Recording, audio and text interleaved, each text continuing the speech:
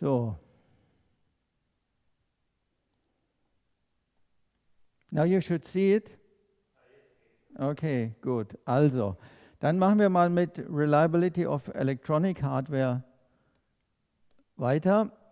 Und let's have a look at electronics. So that is an image. I must admit it is not the very latest Mercedes, but this Mercedes sports car is always, let's say, on top of the development of electronics. And so even this model already had anything you can think about in electronics, except, for instance, autonomous driving. So here Google and Tesla are ahead, but on all other applications, which is so-called mechatronic applications, we have very many sensors, and we always have a so-called ECU, that is an electronic control unit which controls that sensor.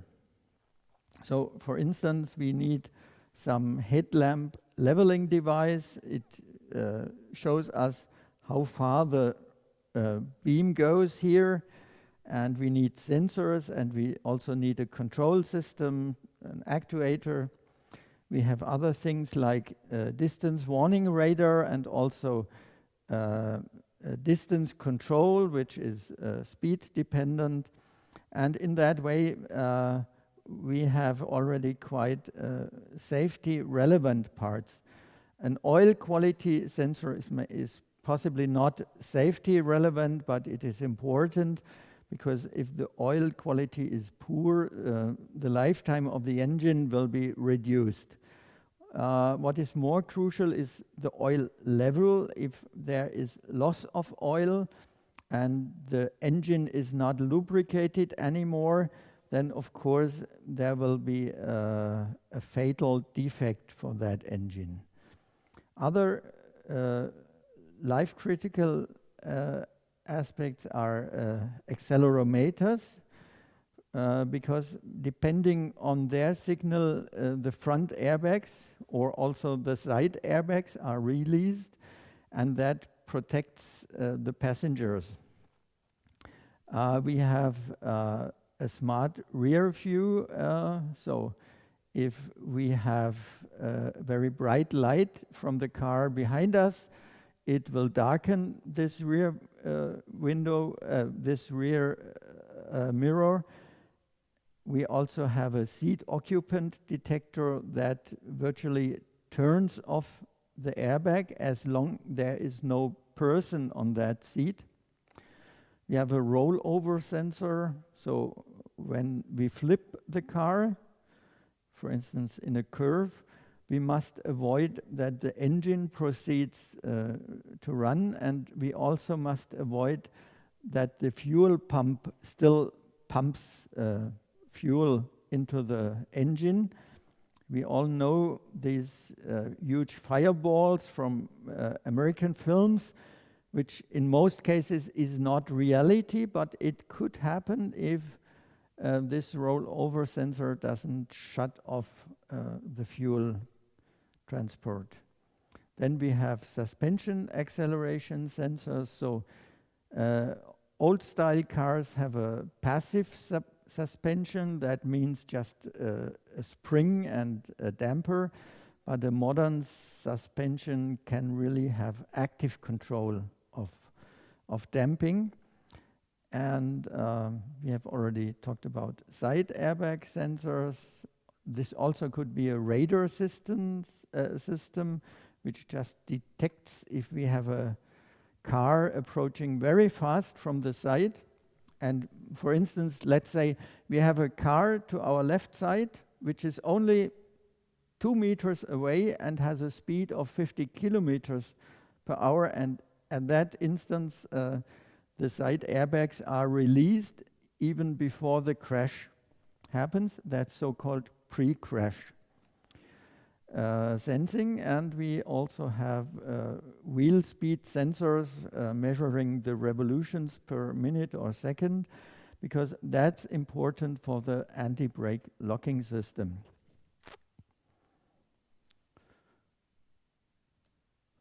Okay, a typical car some years ago, typical designed lifetime was 10 years or 300,000 kilometers. Now it's a little more. A typical car we have seen, there is lots of microelectronics, and most of the microelectronics is integrated into mechanical components or into mechanical optical components. So it's so-called mechatronic systems. On the engine, we can have temperature environments going up to 200 degrees centigrade when we look at the cylinder head. We have vibrations and mechanical shock, and we also have aggressive media like oil, fuel, or coolant. Excuse me, I just must check. Okay, and that means the service conditions are very complex.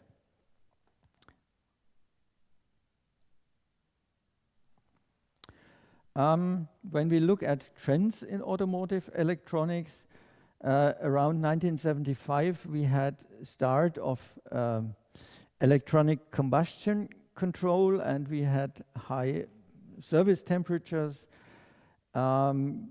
approaching maybe 200 degrees centigrade. For instance, BMW was ahead at using electronics at that time for engine control, but on the other hand, you could often see a BMW which was broken down just because the electronics was not reliable enough. Then from 1985 on, we had increased application of mechatronic systems and sensors, so more and more sensors. Also at that time, only things like airbag were introduced. In the next 10 years, we had more and more decentralized sensors and actuators, and every sensor or every cluster of sensors is controlled by electronic control unit that is more or less a printed wiring board having a microcontroller and addressing these sensors and giving data out to the car system using a software protocol or such a thing. So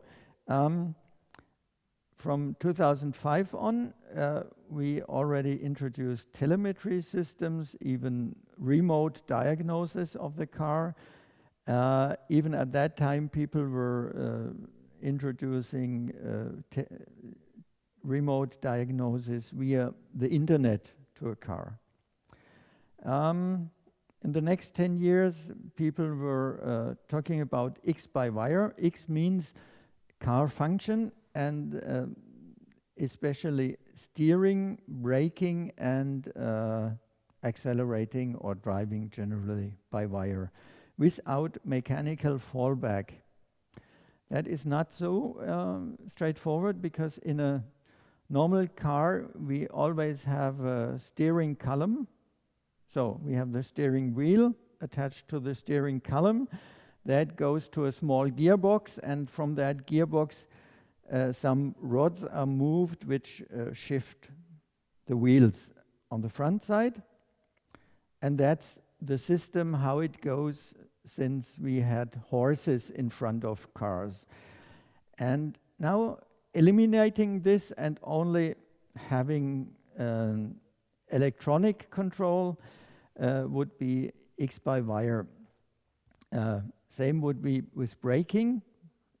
100 years ago, braking was like in a bicycle. We had a steel wire pulling on some brake, and later on hydraulic systems were introduced.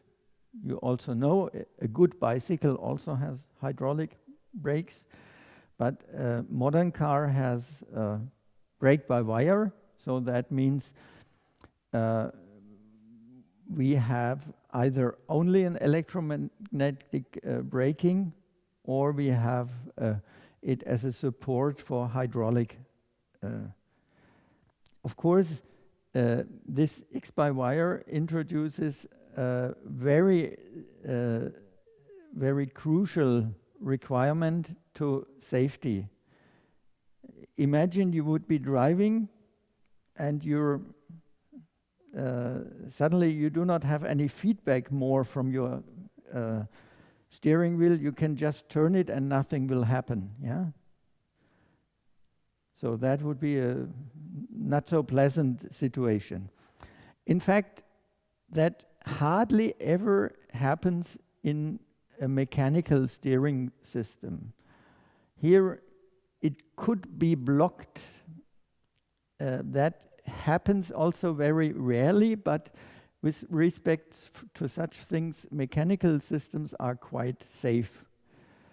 And now people are talking about autonomous driving system and autonomous driving functions, and that could be complete autonomous driving, or it could be partial functions, so it will avoid that you change, for instance, the track without looking or such a thing, or keeping the track.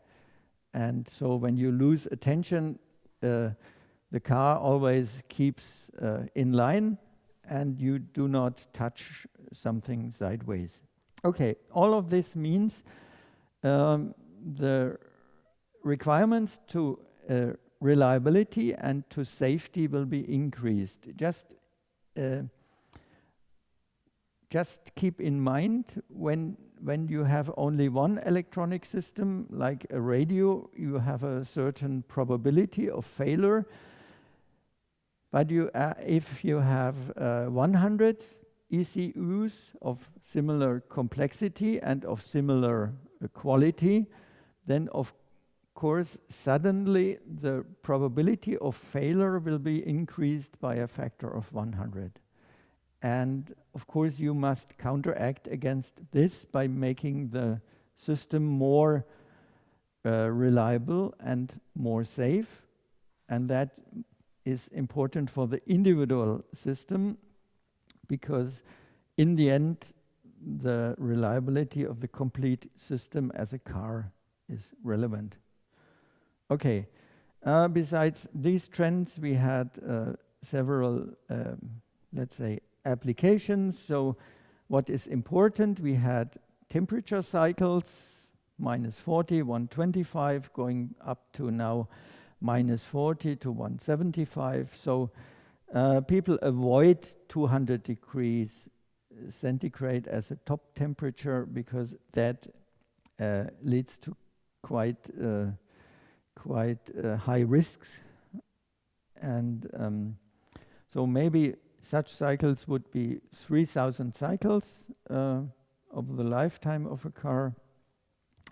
We have vibrations, which can be in the range of several G. So one G is the acceleration on Earth, the acceleration by gravity, up to 40 G on engines, for instance. And also we can have shock.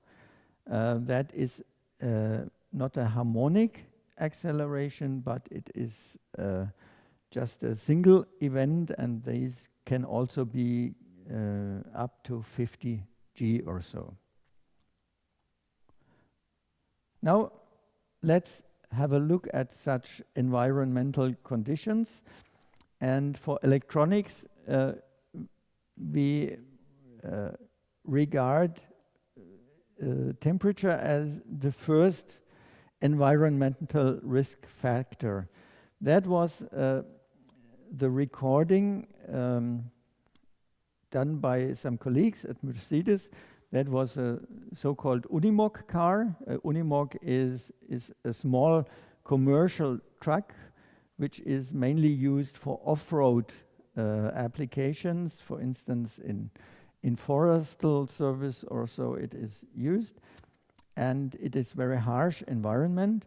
And here, that was some years ago, they wanted to put a sensor into the oil gear of the gearbox, and they did a test drive. Here you see the temperature going down and up, so they were driving from the Rhine, where the temperature is higher, to the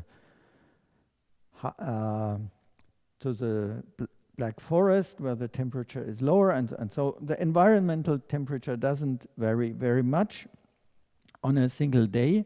On the other hand, we had the change in temperature of the gear oil. It went up to 100 degrees centigrade, and then there were also several test points, let's say on the metal compartment of that gearbox, and here we can say, okay, there are severe changes, and these changes can be up to delta T of 30 degrees centigrade, but also we have a change from more or less environmental temperature up to maybe in this case 80 degrees centigrade. That means when we want to operate electronics, we must take into account two things with respect to temperature. First of all, the environmental temperature is added to the internal temperature of the electronics, and the second is due to operating conditions, the temperature will change significantly. Another idea where we can see this is, for instance, that's a fan. That fan is something which is important because it cools the engine. The typical power driving such a fan is 500 watt to 1000 watt. And in former times, the fan was always driving together with the engine. It was directly driven by the engine. But the disadvantage is if it consumes something like, let's say, a kilowatt, you always consume the fuel for a kilowatt. In a truck, that is really important.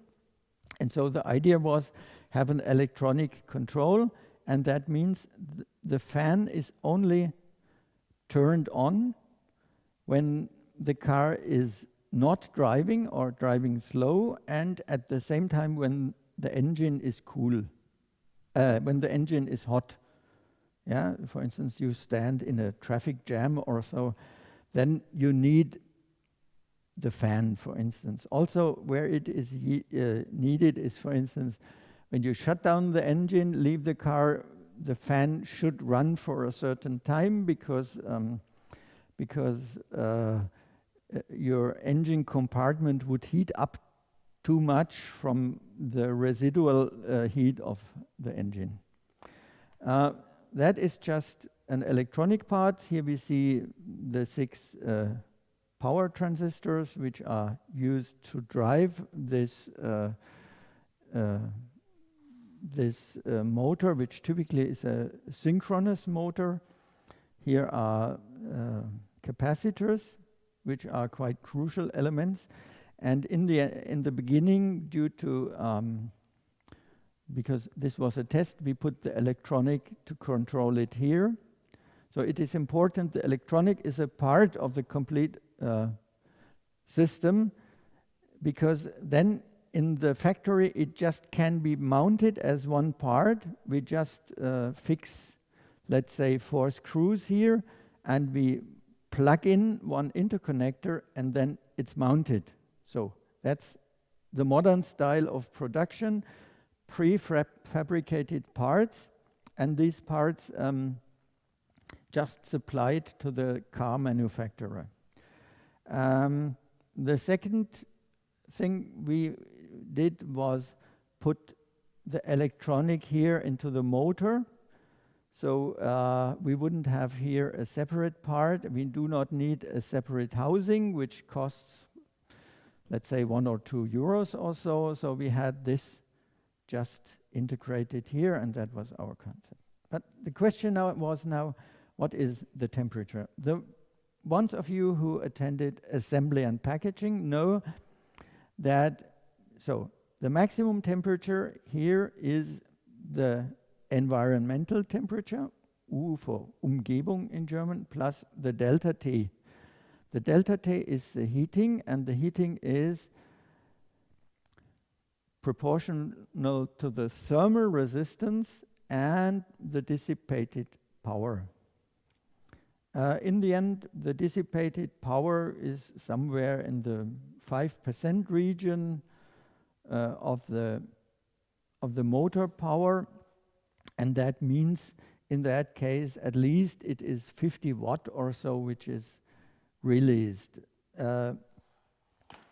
Keep in mind, 50 watt is already something which we find in soldering iron, and not in a small but in a medium-sized soldering iron. That means you can get significant heating and with 50 watt, and so the dissipated power is the total electrical power times the efficiency, times the loss factor. In that case, it's not efficiency, but the loss factor, and that means 5%, for instance. And so we can say the thermal resistance is typically the internal thermal resistance of the assembly and packaging plus the thermal resistance as a result of the area of cooling and the heat transfer coefficient. So in that way, we have a first idea how the temperature is increased over the environmental temperature, but that is something we were already addressing in assembly and packaging lecture. Okay, so just give us here an example for that model. We did it in advance by a simulation. So we have an ambient temperature of 120 degrees centigrade because it's high pressure cooling. We have an electrical power of 650 watt. In that case, we even had to assume 10% of dissipation.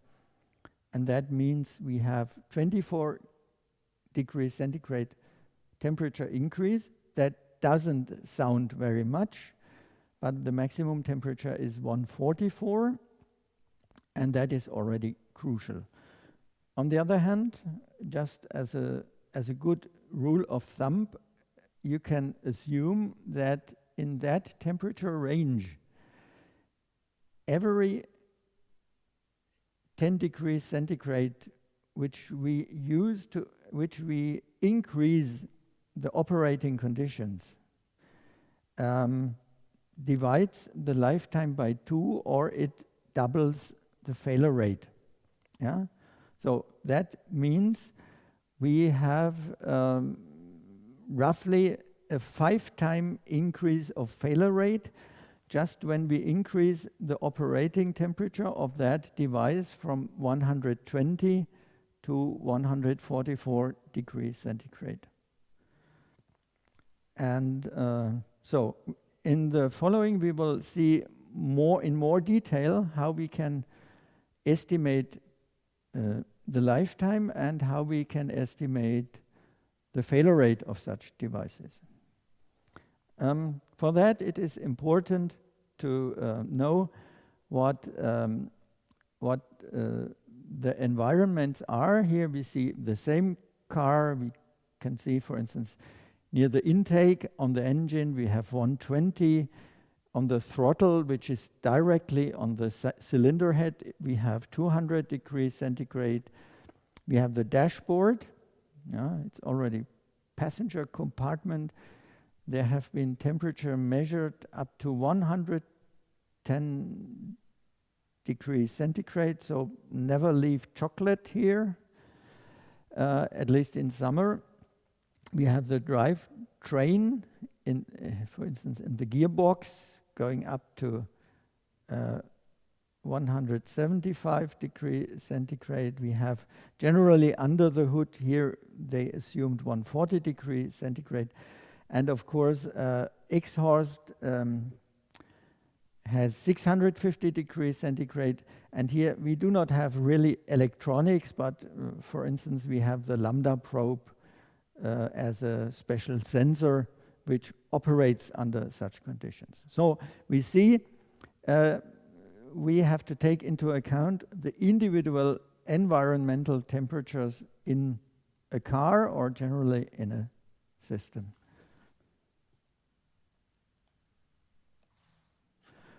Okay, now let's have a look at how we can estimate what reliability or failure rate is.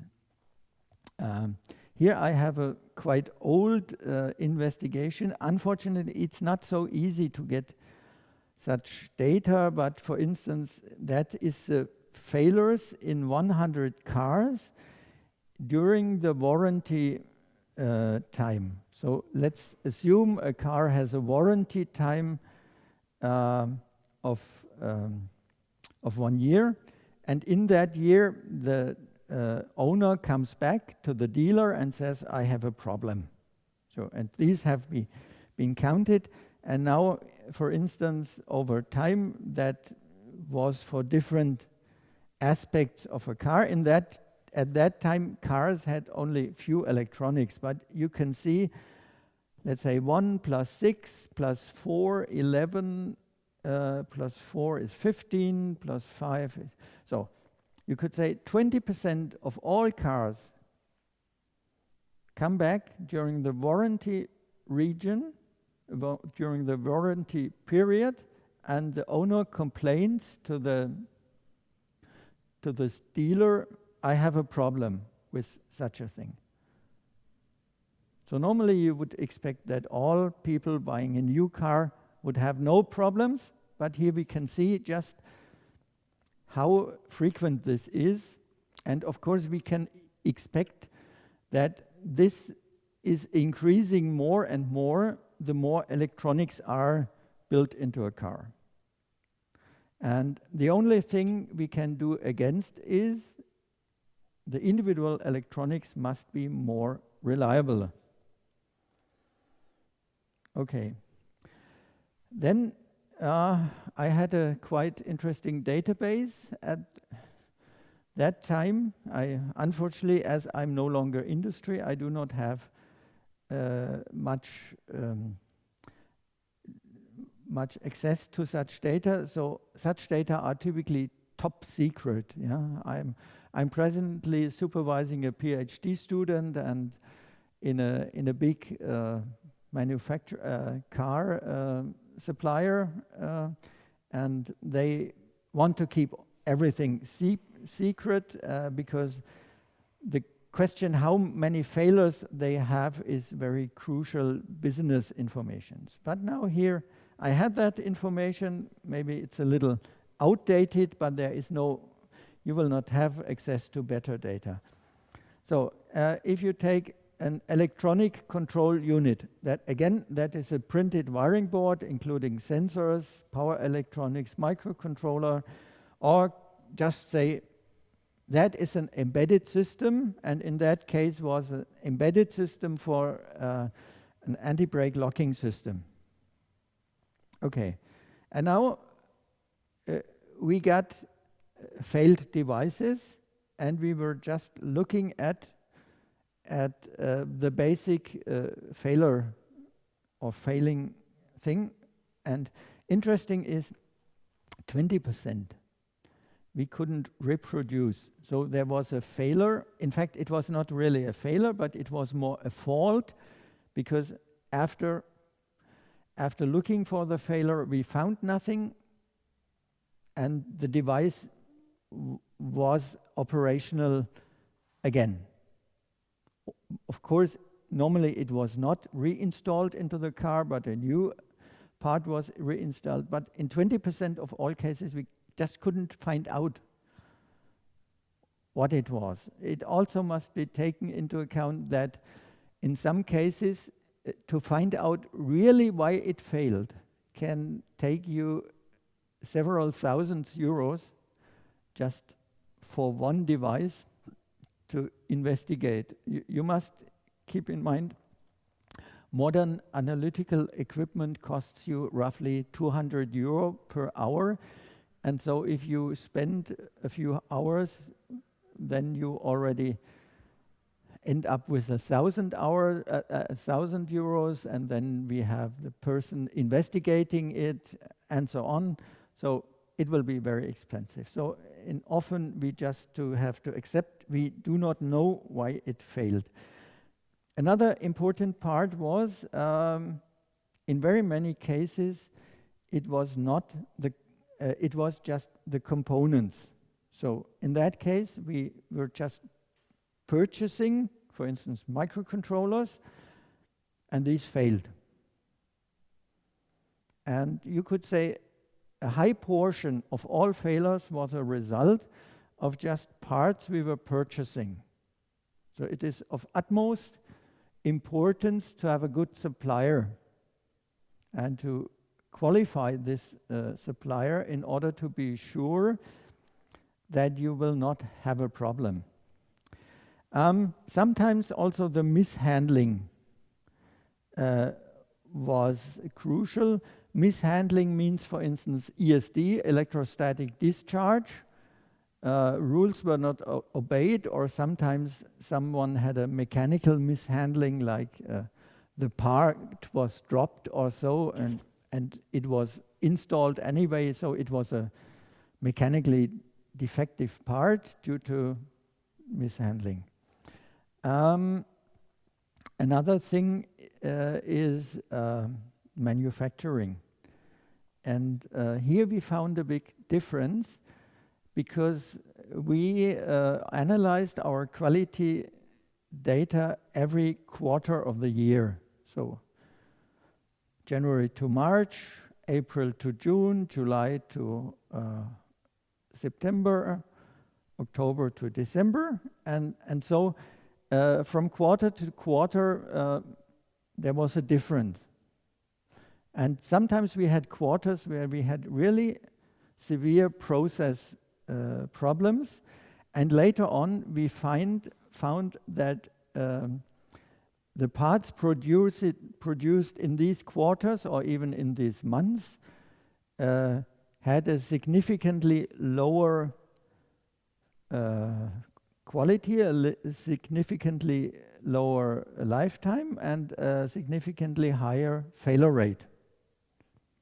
Okay, that means that all of these here you do not have a big influence, but on the process you do your own. So that means you build the housing, you do the soldering for the printed wiring board, and so on. You have a big influence. If your process is okay, then only a small portion of the defects will be a result of your own operations. But if your manufacturing process is unstable, suddenly roughly 50% of all failures will be just a result of a few processes which are not good. For instance, to give you an example, the soldering joints are not of good quality. So there is premature solder fatigue. Or another thing is, which is important often, if you do some adhesive bonding process. So everything, because we have very many composites which are more or less bonded together. And bonding always needs a very clean interface. So if the cleaning of interface is not good, it will not stick together very well, and that means the strength of that interface is not so good, yeah? And for instance, if you glue plastic part to a metal part or so, and so if that gluing process is unstable, you will have a problem. Or another thing which is important is Sometimes we have particles. Yeah, particles in a clean room, we know we avoid these. If you have too many particles, you have too many defects in your part, and that means you will have early failures. And in that way,